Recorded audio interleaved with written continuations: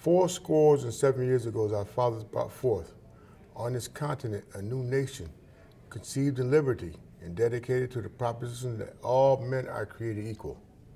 Now we are engaged in a civil war, testing whether that nation or any nation so conceived and so dedicated can long endure. We are met on a great battlefield of that war. We have come to dedicate a portion of that field as a final resting place for those who here gave their lives that that nation might live.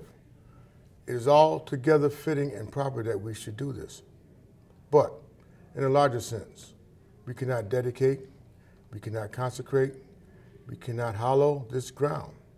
The brave men, living and dead, who struggled here have consecrated it far above our poor power to add or detract.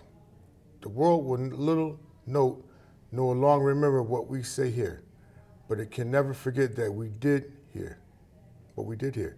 It is for us, the living, rather, to be dedicated here to the unfinished work which they who fought here have thus far so nobly advanced. It is rather for us to be here dedicated to the great task remaining before us, that from these honored dead we take increased devotion to that cause for which they here gave their last full measure of devotion. That we here highly resolve that these dead shall not have died in vain, that this nation, under God, shall have a new birth of freedom, and that government of the people, by the people, for the people, shall not perish from the earth.